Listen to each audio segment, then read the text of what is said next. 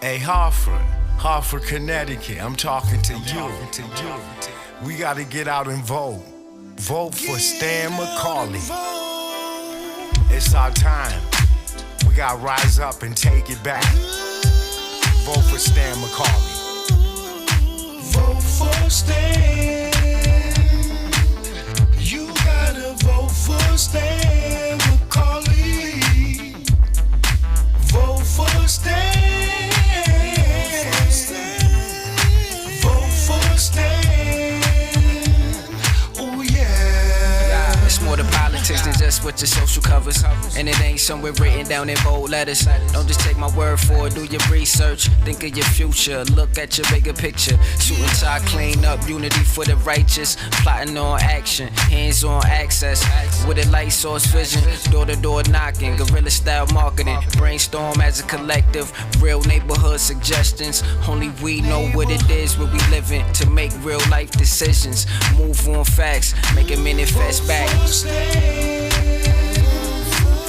You gotta vote for Stan McCauley. Vote for Stan. Vote for Stan. Vote for Stan. Oh yeah. Look at your city. Stop. Take a look around. Is opportunity flow into your house? Are you working? Wait, can you save some money? And is your neighborhood safe? Or is it a homicide every night?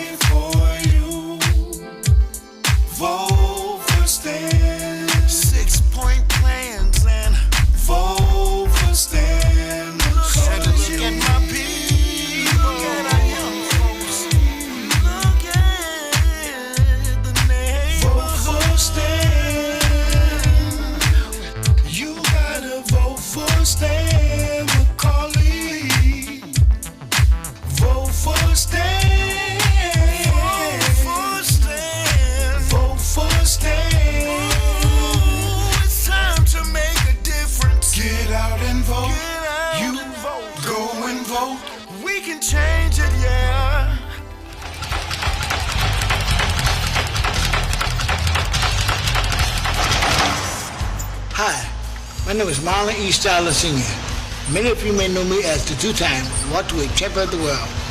I'm here to tell you that Democrat J. Stan McCauley, as our next mayor, will fight for you until the last bell.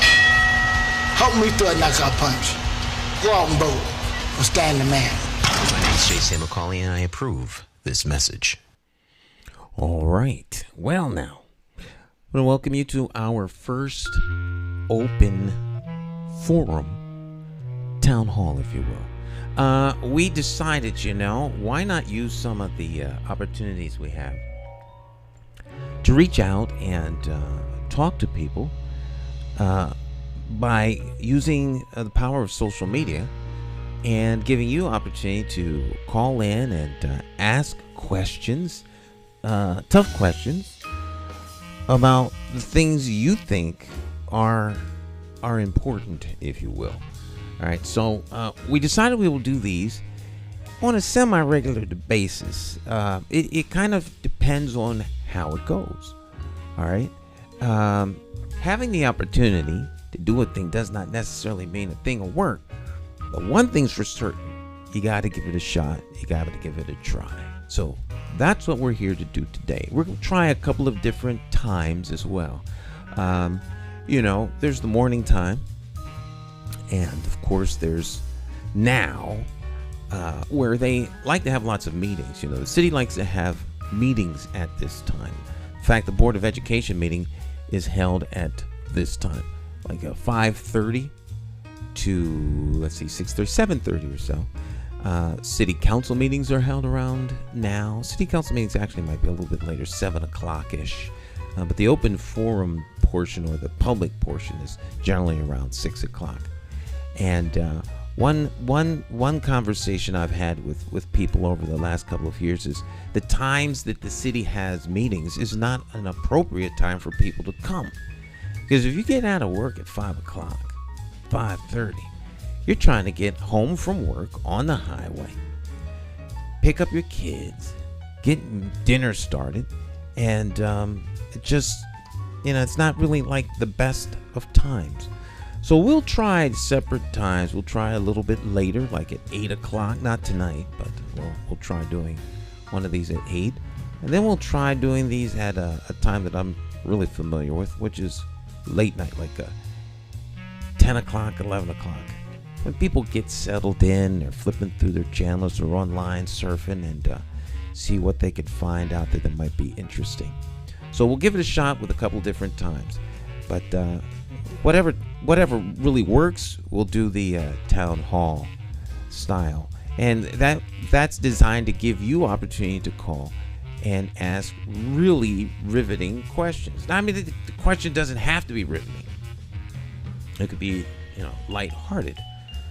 But over the years, in my profession as a videographer and documentarian, I've been to more than a few meetings where the so-called town hall was really a dog and pony show. It was an opportunity for the person who's holding it to send out all the glowing remarks and kind of sidestep or dismiss any hard criticism.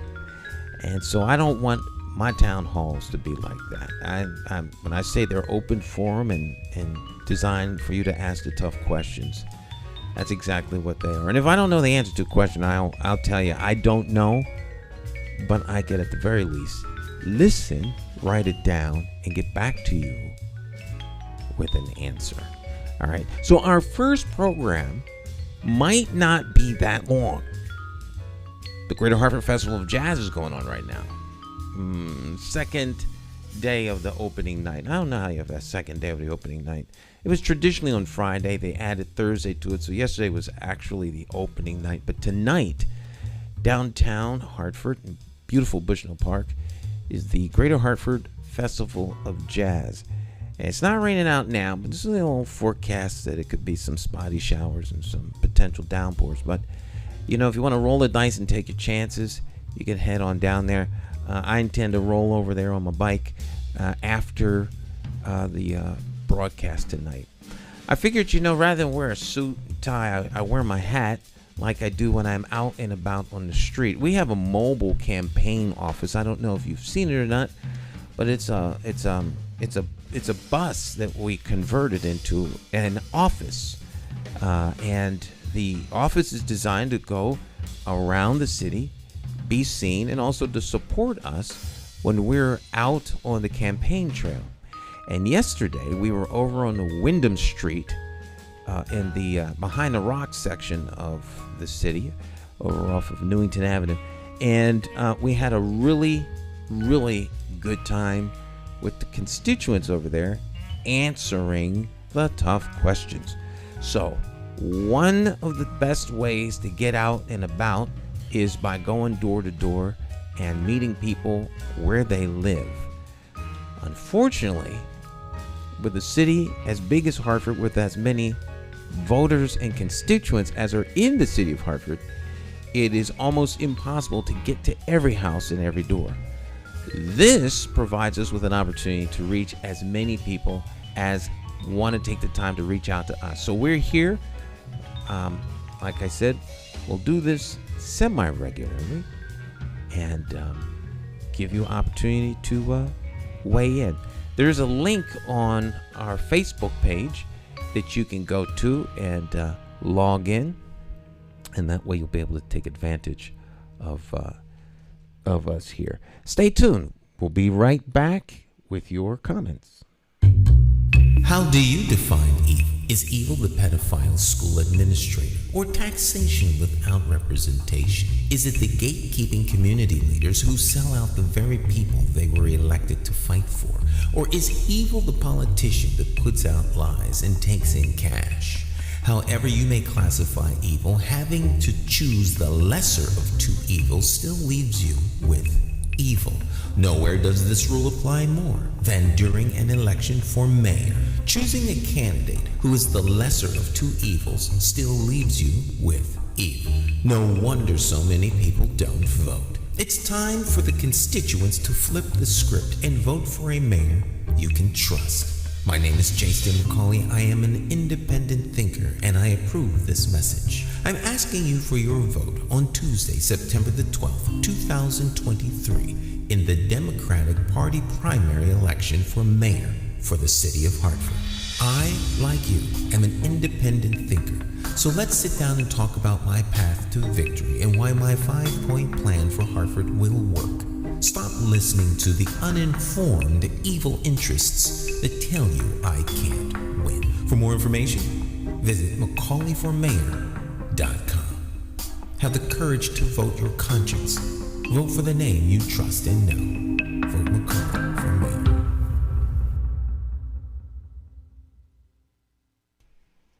All right. Let's see if we've got anybody on board that wants to weigh in. We do have one person who is logged on.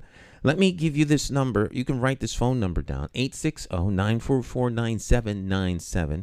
If you would like to call in, you can call on that number. That is my cell phone number. It's been public for decades, and so you can feel free to write that down. And if you ever have a question about anything, you can always feel free to give me a call, and I'll do my very best to answer whatever questions you may have, and that way I'm very, very reachable, okay? And that number one more time is 860-944-9797. It is in the chat section of your Facebook, if you are on Facebook. If you are on, let me think now. I have to stop and think of where we are. We're on YouTube. We're on Facebook. We're on Twitch. We're on LinkedIn. We're on Twitter. I didn't think to put us on Threads because they're so new, but we could be, but we're not. We're not on Meta Threads, at least not yet anyway. All right. So the number once again, 860-944-9797. We have one viewer who was gracious enough to drop that into the chat section. So feel free to do that. If you'd like to ask questions or anything like that, those of you who are joining us by Zoom, you can feel free to do so. We will listen to the audio on Zoom. If you would like to be on Zoom, all you have to do is turn your camera on, and then we will put you on the screen and people can see who you are. If you want to remain anonymous, you can leave your name up or just turn your camera off. I won't switch over to you unless I see that your camera is on. So that's how that'll be my cue to put your face on the air, and that's if your camera is on. All right. So anyone that is on Zoom, if you have any questions, just chime right in.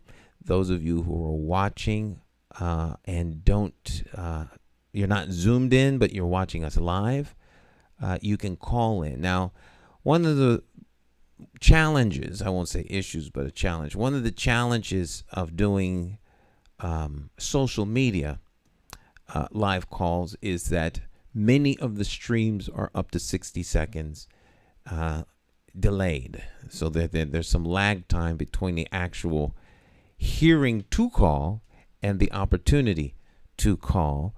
And a lot of times people are watching or listening on the same device that they would make the call. So there's some challenges to the live call-in, which is one reason we don't do them as often as we could. All right. But while we are here, I will go over a couple of things, and I'll play some of the commercials we have. we have a lot of different commercials that we have produced, and they range, like the one you just heard, which we call the lesser of two evils. And of course, when choosing a mayor, you don't want to have the lesser of two evils. And oftentimes with politics, people don't like any of the candidates, so they process it as, well, I'll choose the lesser of two evils. And we always processed that as choosing between, rat poison and strychnine. Well, if you have to choose between rat poison and strychnine, neither one of them are going to be beneficial to you. So you would much rather have a nice glass of water, okay? But water isn't on the menu. So it's really, really important that you do a deep dive and look at the candidates that are running and what they have to offer, okay? What they have to offer. We have our website, and since I am here, I'm gonna do something a little bit different here tonight. I'm going to pull up our website and show you the website. So it's McCauley, McCauley for mayor.com. McCauley for mayor.com.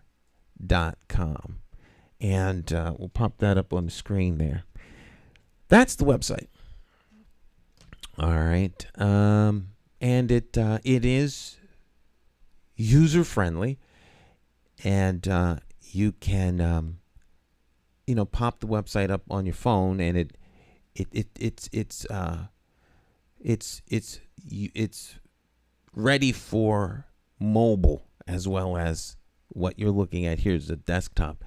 Over here is a window that will give you anytime we do a live broadcast, if you will, pertaining to the campaign, you'd see it over here. So I'm gonna click on that, and obviously the website is us. You're looking at what you're looking at the website online, because that's of course where we are at. But if you go over into the upper corner, there's a little drop down menu, and you can scroll back to the different things we've done in the campaign. There are some sound bites from different forums. The last forum that was held was the LGBTQ plus commission had a forum, and my answers to those questions are here on the website. So you could go here and see or listen to my questions and my answers. I'll turn that up just a little bit.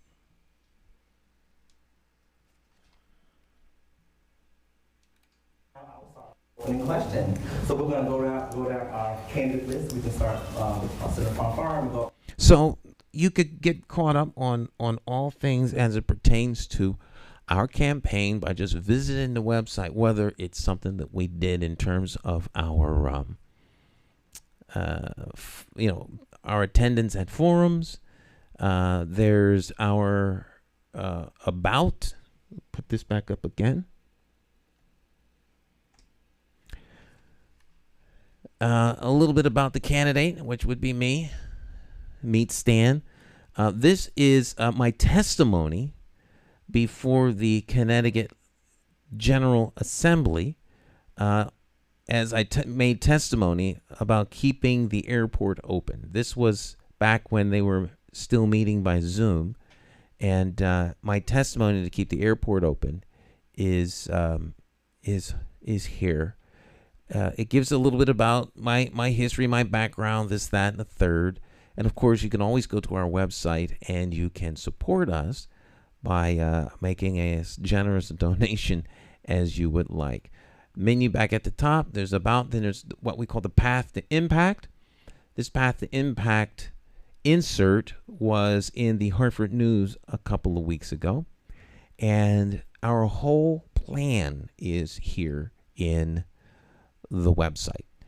Okay, so, it talks about the fact that I'm not a Rhodes Scholar like our current mayor. That's nothing to, I'm not looking down my nose at being a Rhodes Scholar, but rather a Rhodes Scholar, ROAD.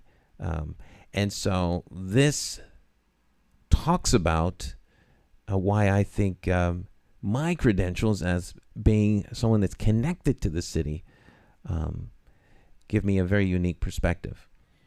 It's a little contents here as to what's in here. It's a 4-page insert, and there are some of the faces of some of our supporters that are standing with us. This is a public campaign of people who are standing with Stan. But most importantly in this insert is what we call the Path to Impact. And the Path to Impact here, I can zoom in on this a little bit here. We'll make this a little bit bigger so it's easier for you to see on the screen here. This is what we call our 6-point plan. There are only 5 of the 6 points in this flyer because when this came out, we had not really crafted the 6th point of our 6-point plan as of yet at the time that this was published. But our campaign song always talk about a 6-point plan. And so now the plan is fully been fleshed out and fully realized. But you have youth, all right? Our first priority. This is really a 5-point priority to realign Hartford's priorities.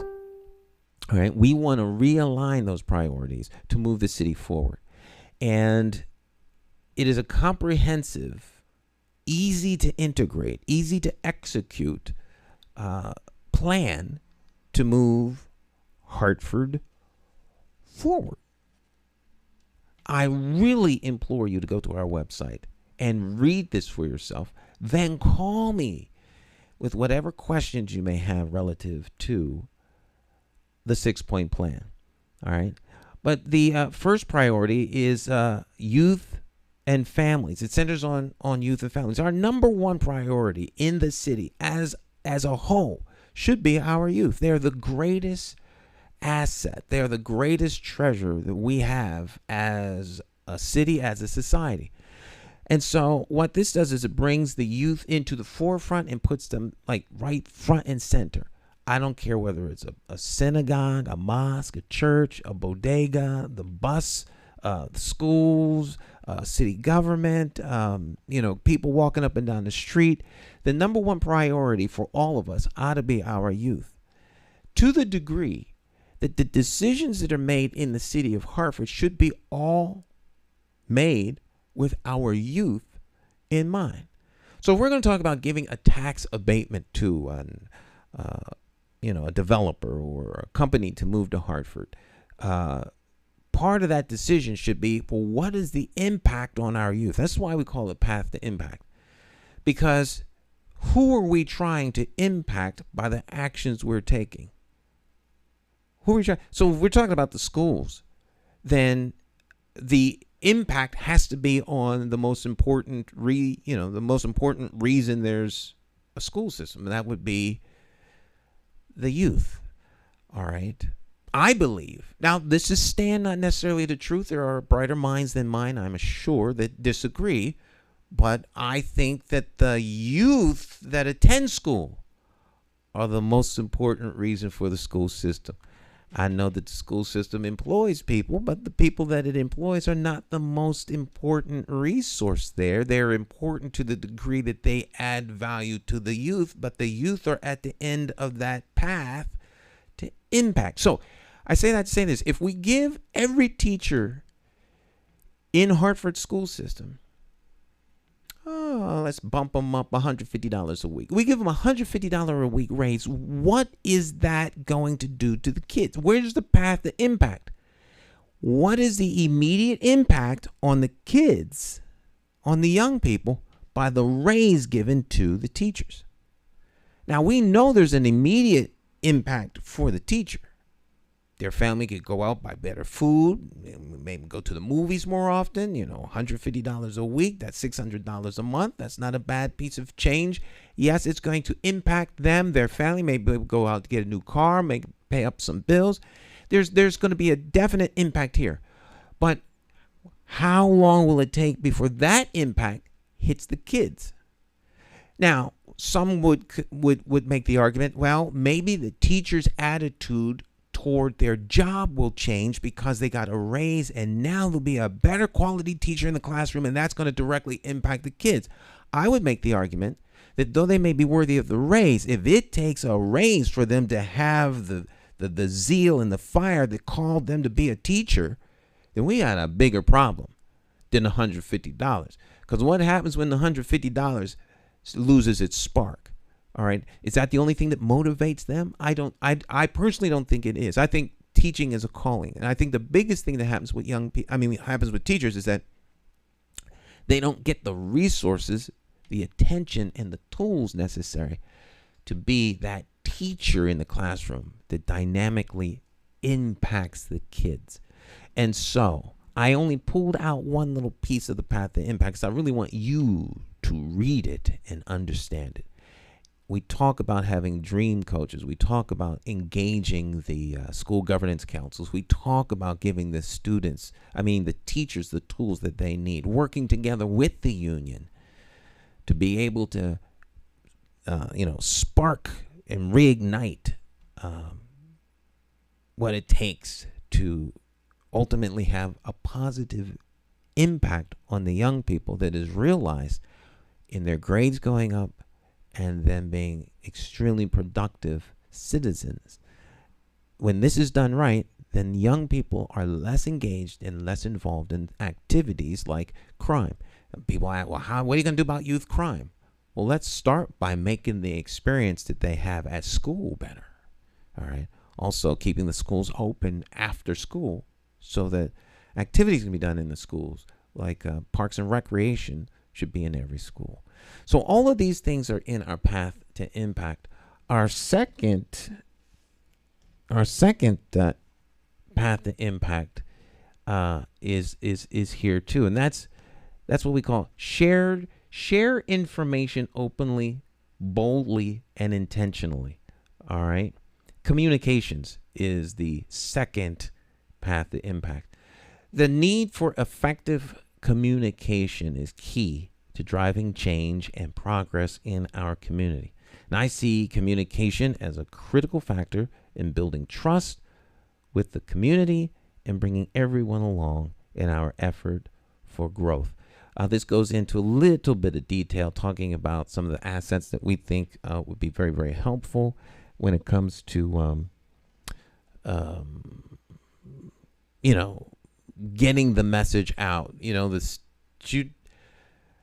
The school, a.k.a. the city of Hartford, owns the license for WQTQ radio, which is the station that's up at Weaver High School. That should be a dynamic tool that is used not only for training young people in communications in radio and television, but also in communicating to the citizens of Hartford what it is that the city is doing, so that there's transparency, and through transparency, accountability. That accountability comes when there is a consequence for failure to deliver. See, people talk about accountability. They talk about transparency and accountability, but there is no accountability if there isn't a consequence. So let's say you have a rogue police officer who does something that they ought not be doing, but there's no accountability. I mean, you hear about what they did because it was transparency, and knowing what they did, some confuse as accountability. Well, that's not accountability. There's no accountability until there's a consequence for the wrong. And quite frankly, the person who committed the wrong isn't the one that gets to determine what the consequence should be. It should be the society who they serve. But that's another subject for another day. We're not getting lost in the weeds here. I'm just using that as an example. All right. We have community newspapers. You've got the North End Agent. You've got the Inquiring News here in Hartford.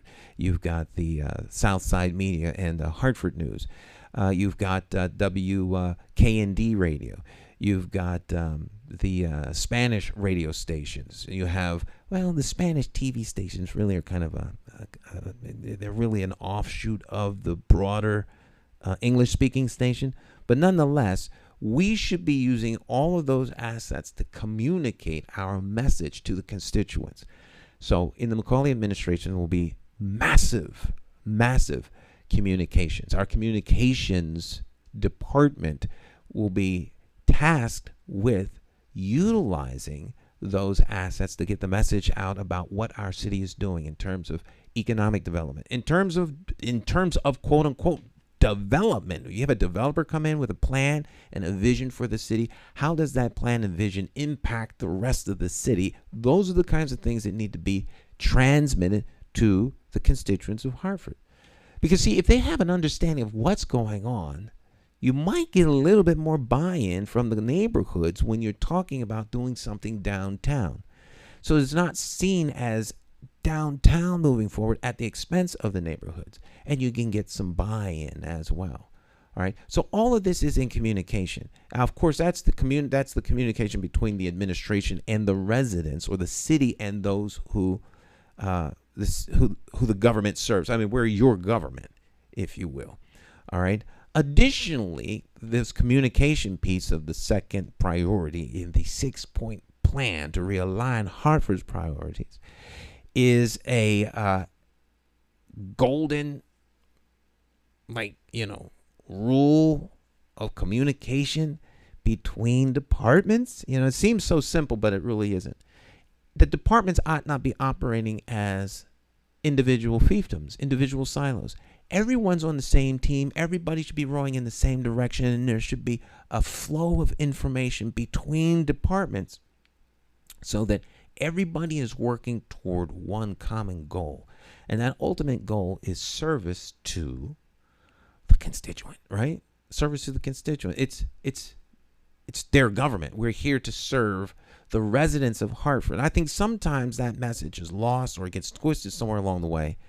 And the government winds up serving those who are either elected into office or those who made large money contributions to the electeds, because those large money contributions give special access to those people who made the donations. Now, the way I see it, what gives you or gains access for you should be your vote, right? The voters put the electeds into office, not the contributors of money. Now, money is necessary to run a campaign, but money does not necessarily, well, let me rephrase that. Money should not be that which buys you access. Your vote and you being a resident is what should give you access. That doesn't mean that corporate and people who have businesses in Hartford don't have access. But I'm saying we need to flip the script and at least level the playing field here. All right. All that is covered in our communication piece, believe it or not. All right. Number 3. Let's pop 3 up here. Let's see if we can get the right one up here this time. There we go. Operate from the collective. Mission-driven collaborations working outside of silos. As I mentioned a little bit as I was talking a little bit about our second priority in communications. Once again, focusing a little bit more specifically on the inordinate number of silos that this city has. The whole city is broken down into all these different silos. You've got neighborhoods that are silos. You've got departments within the city that are silos. You have entities within the school system that are silos. You've got nonprofits that are silos. You got businesses that are silos. Everybody has silos. You have NRZs that have turned into silos and fiefdoms and kingdoms for certain people. All right. That's not to say that people shouldn't have a passion about their area of interest or the things that they're involved in, but they still need to work collectively to serve the greater good. All right. Now, I'm not trying to push this off on people who have private enterprises. What I'm saying is those entities that are supported by tax dollars ought to all be working toward that same end. All right. So if there's a nonprofit in Hartford getting money from the state, the federal government, or the city of Hartford, they ought not be working as a fiefdom or kingdom unto themselves, serving the interests of the people who run the agency or the organization, as opposed to serving the constituents whose tax dollars are paying for and supporting said entity. All right. So working outside of the silos and providing opportunities and the glue and the connections to make sure that everyone is working together to move the city's agenda forward. And that agenda is driven by you all out there, right? Because it's whose government? It's your government. And so that's probably one of the major things that makes me different. I believe that Hartford's solutions are in Hartford's residents. The residents of Hartford actually have solutions. They have answers. They have plans and visions that are very executable. But what we have are people in leadership who are not secure enough in themselves and their position to actually embrace someone else's idea. All right? It's more their job to make sure that the ideas that are embraced don't conflict with other things that are underway. And when you have communication, that's easy to ascertain whether or not there's going to be a conflict of purpose, vision, or interest. All right? I'm not going to get all deep. You can read this stuff for yourself. Number 4, public safety. All right, let's bring that up on the screen there. Public safety. This is a big one, obviously. Public safety and quality of life. Focusing on community well-being. Our 4th priority. Public safety. Our sense of collective community safety has been broken in Hartford. Gun violence, reckless driving, break-ins are harming families and neighborhoods. Previous attempts in non-investment have been recycled and repeated. It's time for a new direction. And as mayor, I think that, as your next mayor, I think I can provide that. I'll just give you some bullet points here. Coordinate citywide public safety roundtable initiative. Promote, recruit, hire, and retain in the police department, the fire department, and other city staff. This is so crucial, so critical. There should be an effort to not just recruit, but to retain. To retain the officers who actually come into the city.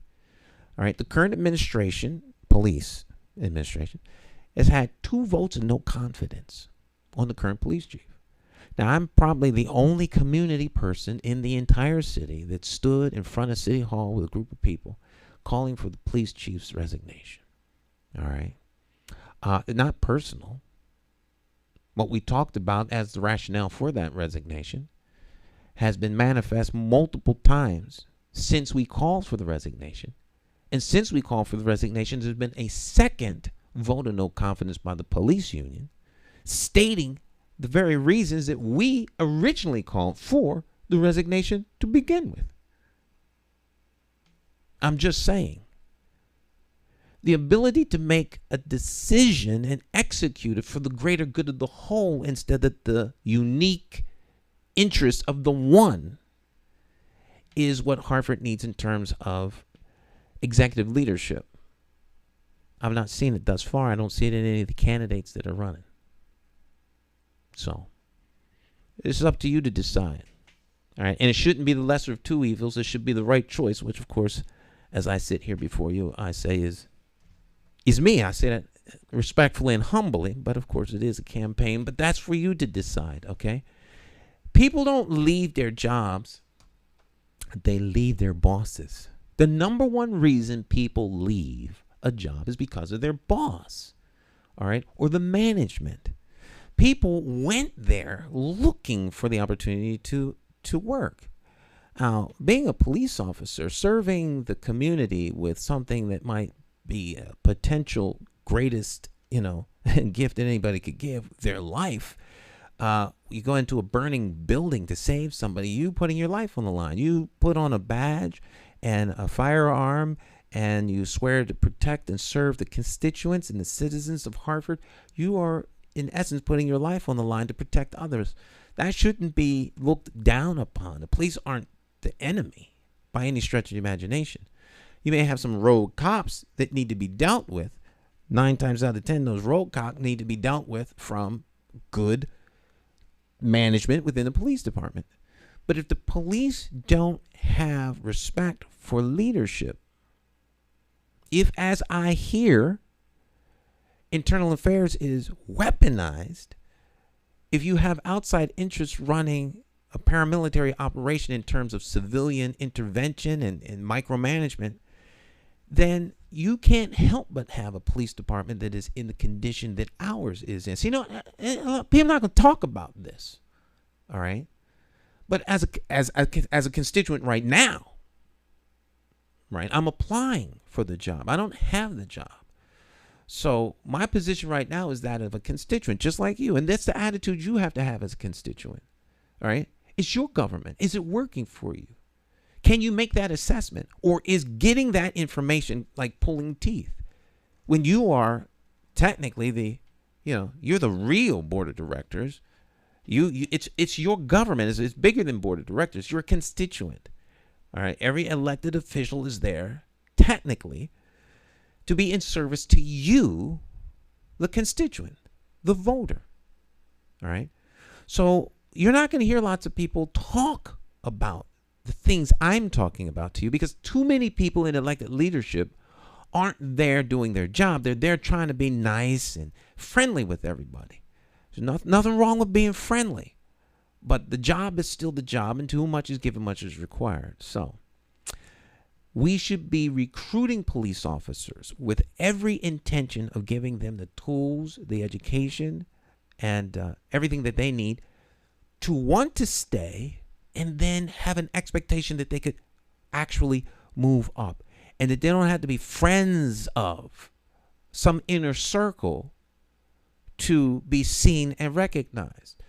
There are plenty of systems in play to determine whether or not someone should be in a position to move up. It would be nice if we actually did that, so that we retain and keep our officers, as opposed to being the training ground for the rest of the state of Connecticut's police departments, where we lose all of our good people to other towns. Right? So if the work environment is right, if leadership is right, I believe we will not have a problem maintaining our police force and retaining good officers if we have good leadership. It's easy to point to the police accountability. It's easy to blame it on the pandemic. All these things provide easy excuses that are received by some. I don't find them to be legitimate excuses, because these people sought out the department to become police officers. There's something there that drew them in. All right. So if there's something that drew them in, what is it that then winds up chasing them out? That to me is the $1 million question. We need to support the Civilian Police Review Board, leverage traditional and grant public safety dollars, excuse me, to support holistic approaches to public safety. Let's bring that up on the screen there. There we go. And continue neighborhood block watches and Love Your Block initiative. It's funny, I went over to Wyndham Street. You talk about block watch. I went over to Wyndham Street yesterday, as I was mentioning at the top of our time together here. And we had a really nice opportunity to sit and answer questions by the constituents. And they were like rapid fire questions. Boom, boom, boom, boom, boom. And they were hitting me heavy. I was criticized heavily for not having somebody who could answer every question to interpret for me in real time in Spanish. Though I did have someone there, but I will take that hit because it wasn't made evident and obvious. And so we're working on getting somebody permanently on our campaign staff to be my interpreter. So that was a hit that we took, but all the other things I thought were really good. That was good, but point being that we had this event yesterday. Now the day before that, I went out and put door hangers, information on all the houses, every house on that block. We put door hangers. Before I got home, I heard that I was on the block. Now, that block is so, they know exactly what's going on their block. All right. We showed up with a camera. They didn't like the fact that we had a camera. But we heard about it before we even started or set up. And I only mention that to say that there's communication between the neighbors as to what's going on, as to who's on the block, what they're actually doing on the block, how they got on the block. I don't know if you've ever seen the bus pull up, but it pulls up, the music is playing and everything. It's quite a spectacle. All right. So the bus pulls up. They talked about the fact that the music was playing. My point to all that is this is what block watches should be. And so when we talk about having a block watch, we're also talking about community investment or community development or developing human capital, connecting members of the community with one another. A block watch isn't just somebody, a captain of the block, but it's communicating between neighbors. And you build neighborhoods this way. All right. Instead of the neighborhoods becoming isolated from one another and neighbors in the neighborhood becoming isolated from one another, you do just the opposite. You connect people, you build strong communities. Strong communities then hold accountable their elected officials. See, the elected have much to gain by communities beginning to collapse, becoming fragmented and isolated, right? But the system begins to lose. And then the city falls into decline. And I think that's what we've seen not only here in Hartford, but around the country. As much as they try to cover it up and hide it, it's ever present. And I think that you all out there know that. The fifth point of our 5-point priority to realign Hartford's priorities is economic and community development. I touched a little bit about that, right? When I was talking about the community block watches.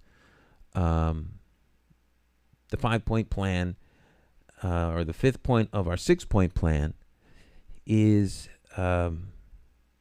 economic and community development. And to me, if you're going to have economic development, you have to have human development and community development.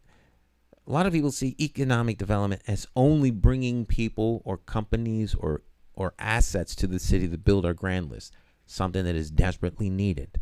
However, that's not the only thing, okay? Because if we're going to talk about economic development, it has to go further than just a company benefiting by having a downtown office that then adds to our grand list, that then gives us the taxing authority or more assets to draw from when we talk about tax dollars that are then paying for everything that help keep the city functioning. But economic development and economic opportunity have to be realized by the constituents. First and foremost, well, this is the 4th poorest city of its size in the country. Depending upon what data you look at, it's either the 4th, somewhere in between the 4th or the 7th poorest city of its size in the country, which means the earning capacity and the ability to make money among the constituents is very, very low. We need to raise that. Any amount that you raise that adds to the worth and value of the city as a whole. Okay, so poverty can't be an income generator for somebody that's sitting in a management position running a nonprofit, all right, or in a government position doling out money to help mitigate the poverty or manage poverty and take care of the poor. That ought not be the main industry of Hartford. Hartford needs help. So you deal the hand you're dealt. Hartford's a poor city. Doesn't have to be eternally poor. If there's some intentionality given to opportunities that we bring into Hartford that try to help people that are in desperate need of being helped. I'm not talking about a nanny state. I'm talking about a practical solution to economic drain. If you don't want people to be an economic drain to the tax dollars, then you have to give them the resources to no longer be that economic drain. And you build opportunities for economic centers within different neighborhoods, within different communities that have been impacted by poverty. You do that in several different ways. We're not going to go into the weeds here and now to go over all of that, but that's the point of our 5-point plan. Strengthening neighborhood revitalization zones is part of that. Smart small business growth is part of that. Comprehensive plan to strengthen skill sets is part of that. Build new, quote, do business with city initiative, as well as invest in outreach and partnerships. There should be an article coming out this weekend in the CT Examiner. They called me this week. I'm sure they talked to the other candidates to talk about business in Hartford. What is our vision for business in Hartford and also along the Park Street corridor? And some of what I talked about in there dovetails into here in our 5th plank of the 6-point plan.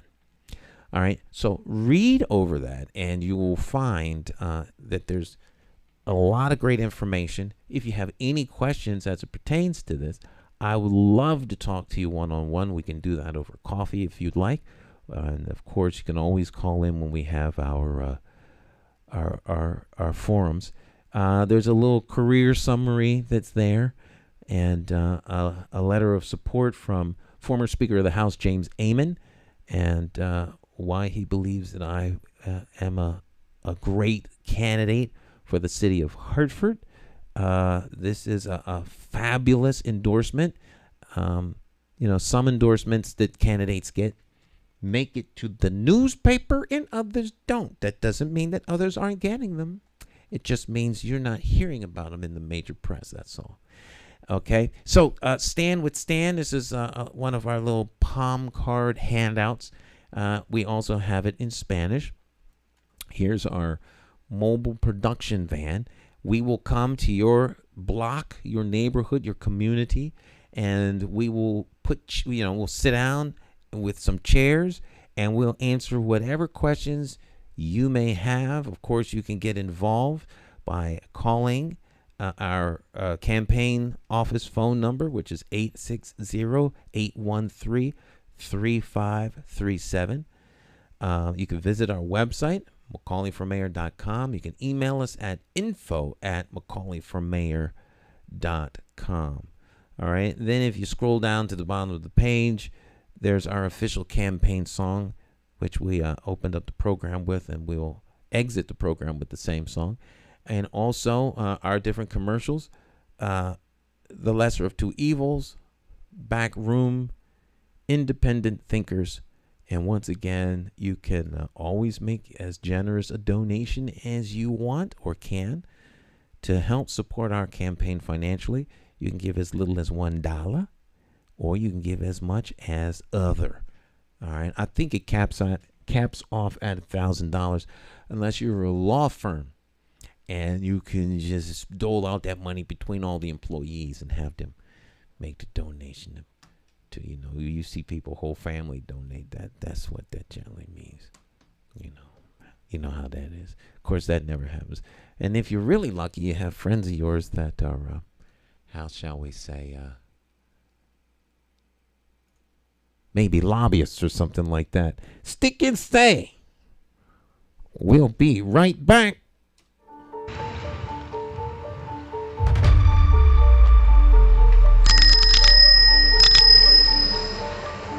Oh yeah, we're back. I'm riding around the city on the official campaign vehicle, keeping it real, of course, bringing you the latest update, answering the biting question: where's Stan getting all his money? Last I heard, you can spend all the personal money you want on a campaign, so that's what we're doing. All right. If you think outside the box, if you really care about the people of Hartford, you find ways to be responsible and frugal with the money that you have. You see, we have really good people on our team. Our team members really, really love Hartford. They love what they do, and they're very good at it. So when you have the right team, you use the money that you have responsibly. Now, I've always made it a point to make the point that it doesn't take a lot of money to run an effective campaign. It takes innovation, it takes thinking, it takes creativity. And I think that's what you're seeing in the campaign that we have launched. And we're just getting started. Trust me when I tell you, we're just getting started right now. Okay? So you need lots of money if you're going to buy people. People are expensive. You have to buy them. You have to buy their integrity. And all of these things cost money. But with the original campaign vehicle, we were out and about, meeting and greeting people, talking to folks, letting them know about our 6-point plan, which you can check out at McCauleyformayor.com. All right? McCauleyformayor.com. Read about our path to impact. If you have questions, feel free to give me a call on my personal cell phone number, 860-944-9797. You can sit down, have a coffee. We can talk about why the incompetence that has been the hallmark of this city for the last several years, time has come, and how a new visionary leadership with the right people can bring Hartford to where it needs to be. All right? Requires your vote, and you gotta have some courage. Have the courage to vote your conscience. Vote J. Stan McCauley.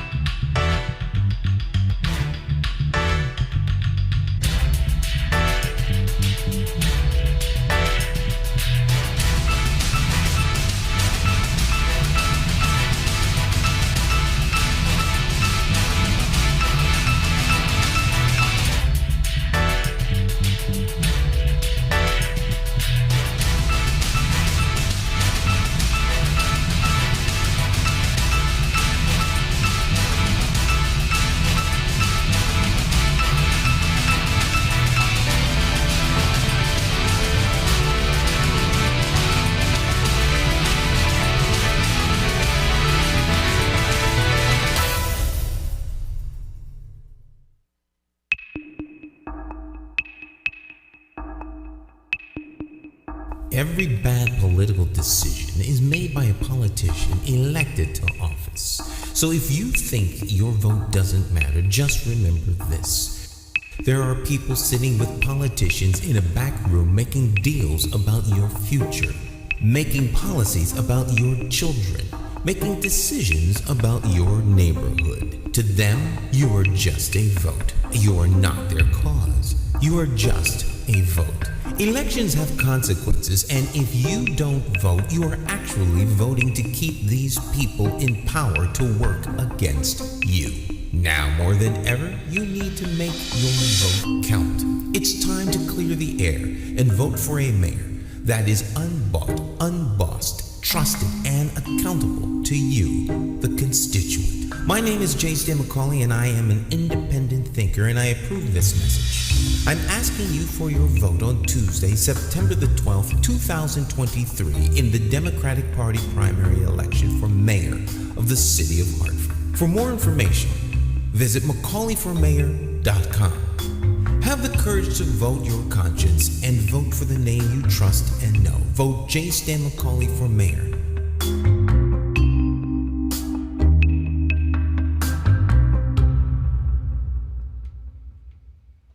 Okay.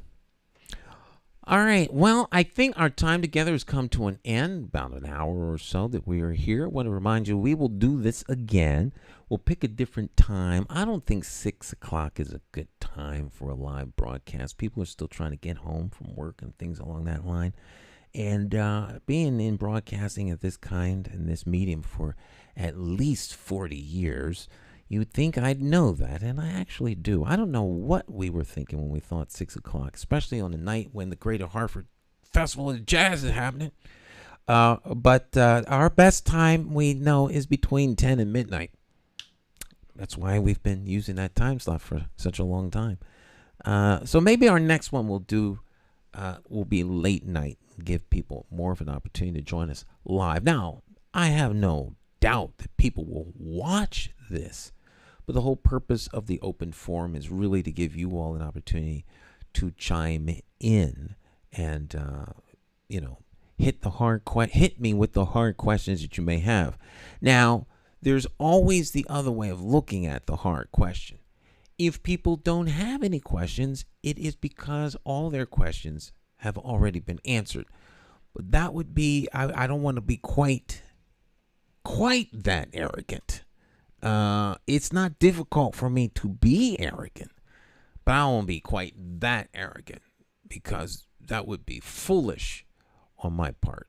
I know that there are questions that people have. They just need opportunity to ask those questions. All right. So this is, what we're going to call McCauley for Mayor Open Forum. We'll use the electronic method here from time to time. Of course, anytime you want us to stop by your house, your block, and do this, you can grab up some of your neighbors, get them together, and we will come out like we did over on Wyndham Street. We do have one that's planned for somewhere on the north side of Hartford, and I'm sure there will be many others as the campaign wears on.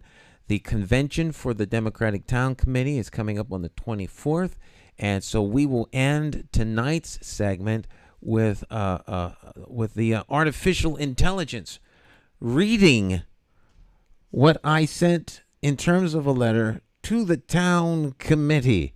All right, you all have a blessed rest of your weekend, and share this broadcast with friends and family so that they can find out a little bit about our campaign. Of course, visit us online at McCauleyformayor.com. All right, McCauleyformayor.com.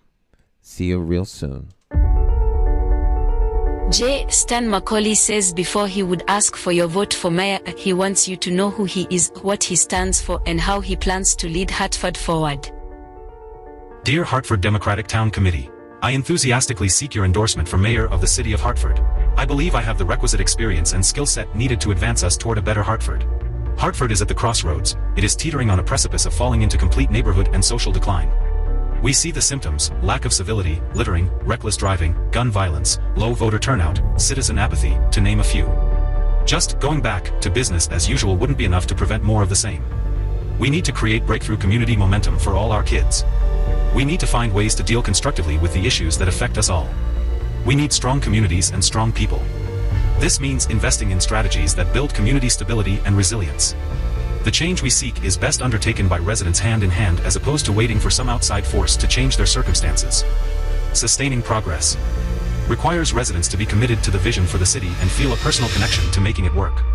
By moving from the mindset of change being done for to change being done with means we must fundamentally realign our priorities in city governance. As an accomplished nonprofit leader, business owner, convener, and community builder, I have been privileged to contribute to the growth of Hartford. As a knowledgeable observer and translator of municipal government, having videotaped hundreds of mayoral, council, and school board meetings for almost 3 decades, as a documentarian and interviewer of every Hartford mayor since Georgia Thinson, I have been part of fine-grained community advocacy in all 17 Hartford neighborhoods, with a grassroots awareness few can rival. My experience in community advocacy has taught me valuable lessons in leadership, including the power of organizing constituencies, offering a compelling vision, and promoting the inclusion and well-being of all residents.